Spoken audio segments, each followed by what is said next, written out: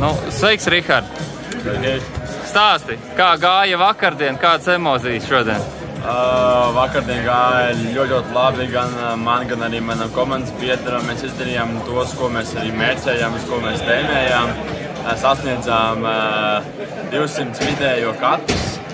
Tas ir ļoti, ļoti pozitīvi. Mēs esam ar to priecīgi un arī uz komandu gandrīz 210. Es pat teikšu, ka ir 210. To mēs esam malači un esmu ļoti, ļoti apmierināts ar savu spēli un savu pārnieku spēli. Pēc vakar es uzskatu, ka mums bija veiksmīga diena. Ko var mācīties pēc vakardienas un arī pēc pirmajām dienām?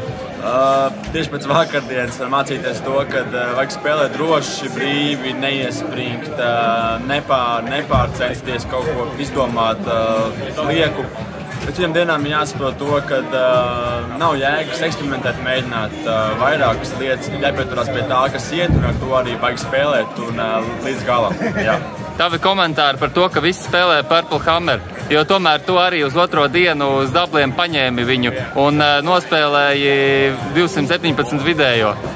Kā tev tas lika justies? Komentāri par Purple Hammer es neesmu par to ļoti priecīgs un apmierināts, jo tas spēlētājs, kas ar urtāniem nelabprātāk spēlē, bet, diemžēl, šis ir tas turnīrs čempionāts, kad tika izmantota ļoti daudz šī tieši bumba, un es, godīgi sakot, es viņu negribēju spēlēt, bet, diemžēl, saprotu to, ka varbūt pēc manīm tā ir vienīgā iespēja salīdzinoši labi, stabilāk nospēlēt.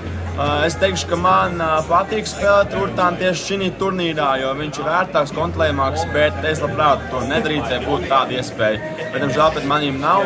Bet visi cīņas spēlētājiem, kas spēlē bez urtāniem un sasniedz rezultātus, es domāju, ka viņi ir daudz respektējamāki un viņi arī ir profesionālāki, jo viņi tiek pāri visam tam, kam netiek cilvēki, kur spēlē ar urtānu. Jā. Tad kāds būtu šodienas spēles plāns? Mans spēles plāns ir, protams, nospēlēt labi, ļoti ceru uz labu komandas spēli, ļoti vēlētos to, lai mums katru spēli trīniekos būtu vidējais vismaz 200 komandas, 600 summa un uz augšu. Es ļoti gribu, lai mēs to sasniegtu. Plāns ir spēlēt tāpat kā vakar, censties, skatīties, ko dara, kā dara, un galvenais atbrīvoties un izbaudīt spēli kopā ar komandu. Paldies un lai veicās, daudz streiku! Paldies, Lās!